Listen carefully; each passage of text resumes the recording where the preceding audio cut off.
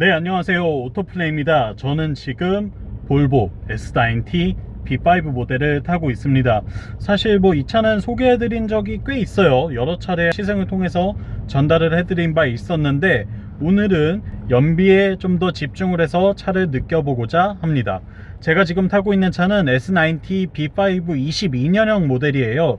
일단은 이 T맵 기반의 인포테인먼트가 들어간 게 가장 큰 변화죠. 이뿐만 아니라 2열 공간에도 통풍 시트를 추가한 것도 정말 이 큰 메리트가 되고 있습니다. 어쨌거나 2열에 통풍 시트를 추가한 이 가격대의 동급 모델은 글쎄요, 거의 없죠. 한두 대 정도 있을까 말까 한데, 그러다 보니까 확실히 경쟁력이 있을 수밖에 없어요. 과연 이 S9T가 어떤 매력을 보여주는지 한번 만나보시겠습니다. 저는 지금 경기도 분당에 있고요. 여기서부터 인천 영종도까지 직행할 거예요. 거리상으로는 약 75km 정도 되고, 시간은 1시간 11분 정도 걸린다고 합니다. 아마 주말 휴일이다 보니까 약간의 정체가 예상이 되기는 하는데, 과연 어떤 연비를 보여줄지, 그리고 이 T맵 기반의 인포테인먼트 시스템이 어떤 효과를 보여줄지 한번 만나보도록 하겠습니다. 일단 이건 정말 마음에 드는 것 같아요. 아리야, 몇 분 남았어? 목적지까지 75km, 1시간 11분 남았네요. 오후 3시 6분에 도착할 예정입니다.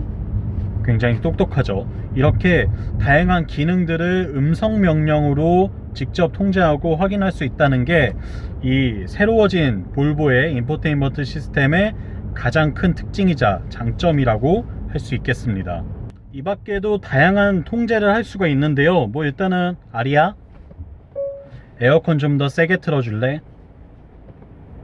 자동차 에어컨 풍량을 1단계 올릴게요. 네, 보시는 것처럼 차량 내부의 다양한 기능들도 음성으로 통제를 할 수가 있어요. 이뿐만 아니라 열선 시트를 켜줘 라던가 통풍 시트를 켜달라고 한다던가, 이런 차체에서 필요한 조작들도 불필요하게 손으로 할 필요 없이 운전 중에도 안전하게 이 전방 시야 확보와 이 손을 항상 스티어링 휠에 올려놓은 상태로 안전하게 조작이 가능하다는 점도 이 인포테인먼트 시스템의 장점이라고 할 수 있겠죠.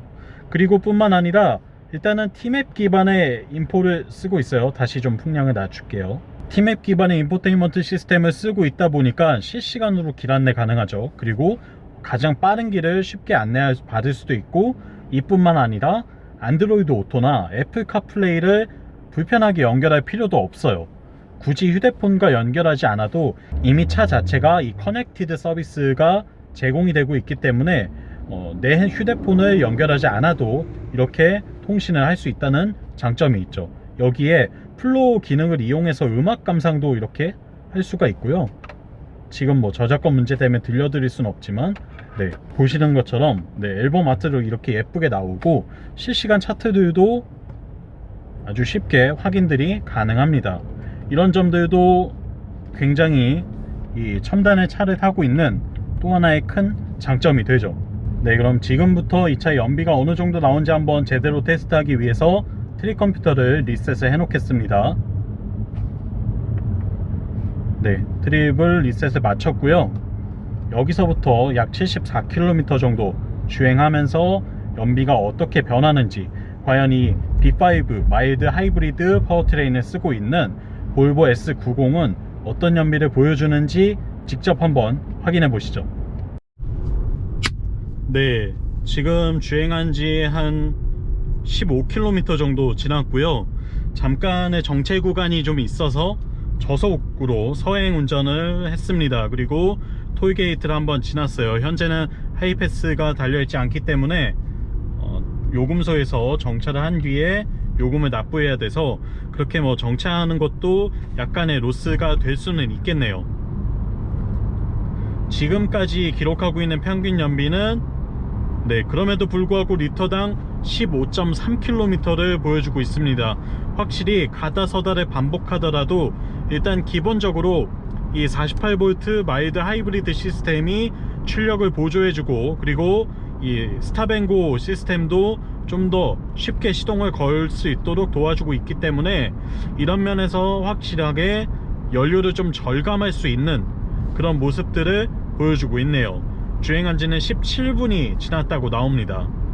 좀 더 주행을 해보면서 또 어떤 모습을 보여주는지 한번 체크를 해보도록 하겠습니다. 네, 이제 약 30km 정도를 주행을 했어요.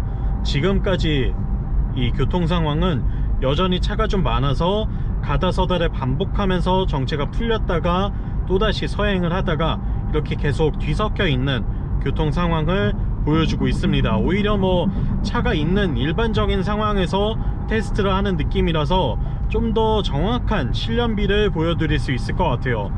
현재까지 기록하고 있는 평균 연비는 리터당 15.8km가 나오고 있습니다. 사실 제 예상보다도 상당히 고무적인 결과를 보여주고 있는 모습을 확인할 수가 있는데요. 33분 정도를 주행을 했고 평균 속도는 54km라고 보여주고 있네요.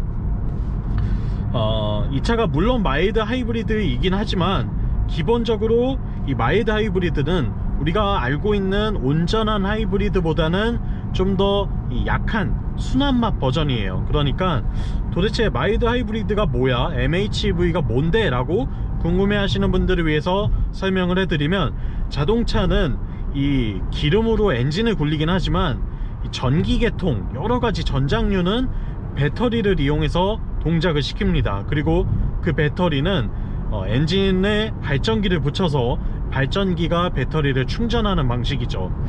그런데 지금까지는 자동차에 12V 전장 시스템을 쓰고 있었어요. 한 가지 단점이 좀 있죠. 이 전기라고 하는 건 전압이 낮으면 낮을수록 효율이 좀 떨어집니다. 물론 안정성을 찾기는 굉장히 좋고 또 이 비용 측면에서도 절감이 되긴 하지만 전압을 낮게 쓰면 쓸수록 효율이 떨어지기 때문에 우리가 막 고압선이라고 부르는 게 사실 막 몇만 볼트로 발전소에서 고압선을 타고 전기가 이렇게 흘러오면서 가정집에 왔을 때는 220볼트로 아주 낮은 전압이 되는 거거든요. 그렇기 때문에 이 전기를 이동하는 순간에서는 전압을 높게 쓰면 쓸수록 좋아요. 자동차 안에서도 전장 시스템을 쓰고 있을 때 12V로만 쓰게 되면 일단은 효율이 굉장히 떨어지고요. 효율이 떨어지다 보니까 뭔가 전기로 구동할 수 있는 시스템들을 활용하기에 적합하지는 않았던 게 사실이에요. 그러니까 뭐 이런 열선 시트, 통풍 시트 혹은 뭐 내비게이션, 요런 오디오 이런 정도 수준의 전장류만 작동을 시키는 거였는데, 이걸로 뭔가 구동에 힘을 보태는, 엔진에 힘을 보태는 시스템으로 만들려다 보니까 12V는 턱없이 부족한 거죠. 그래서 전압을 4배 올려서 48V로 구성을 하게 된 겁니다. 그 결과 좀 더 손쉽게 여러가지 시스템들의 힘을 보태줄 수 있게 된 거예요. 엔진이 힘이 들 때에는 이 48V 전압으로 터보차저에 공기를 밀어 넣어 준다던가, 또는 시동을 걸려고 할 때 좀 더 손쉽게 스타트 모터를 돌려준다던가 하는 형태로 48V 시스템이 들어가면서 굉장히 효율적인 구성이 됐고, 그렇게 되면서 더 이상 힘들게 불필요하게 12V 발전기를 돌릴 이유가 없어지니까 연비가 좋아지는 거죠. 좀 더 쉽게 말하면 차체에 좀 더 힘이 센 발전기를 달아서 이 전기 시스템을 돌리고 있는 겁니다. 이게 직접적으로 막 바퀴를 굴리는데 힘을 보태진 않아요. 우리가 알고 있는 하이브리드는 바퀴를 굴리는 데에 힘을 보태죠. 직접 모터를 통해서 앞바퀴를 굴려주거나 뒷바퀴를 굴리는데, 이 마일드 하이브리드는 그렇게까지는 안 하고 엔진에 힘을 보태주는 역할까지만 합니다.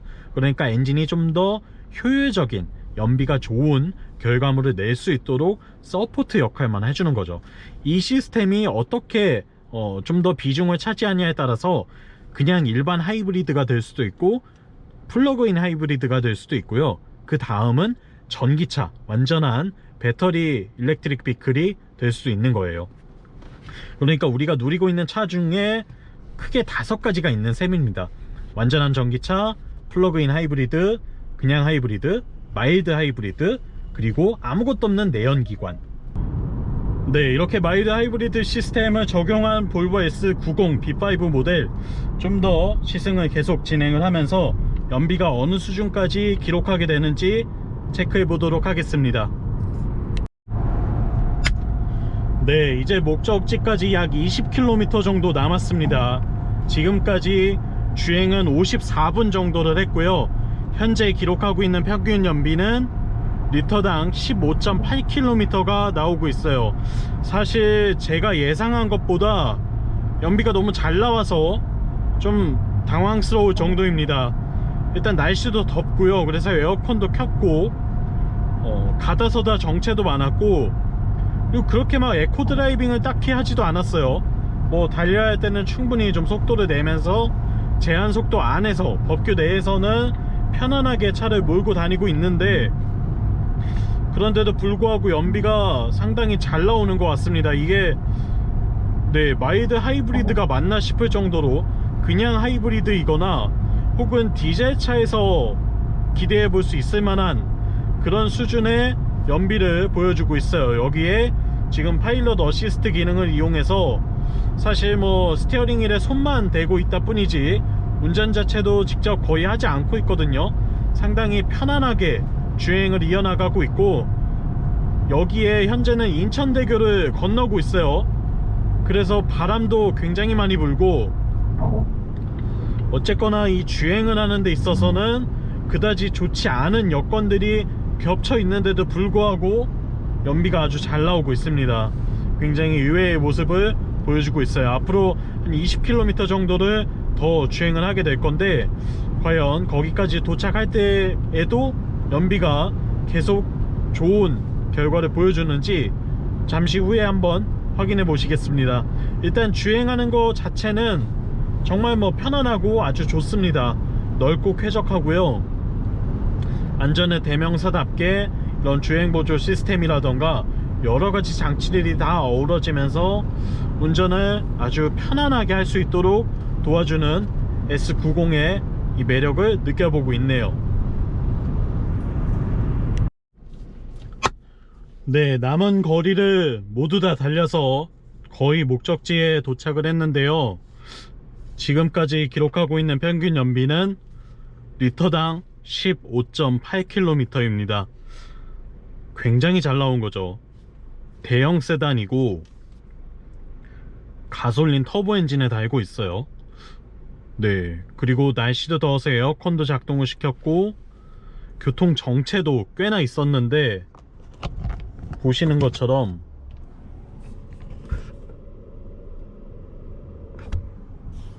놀라운 연비를 보여줬습니다.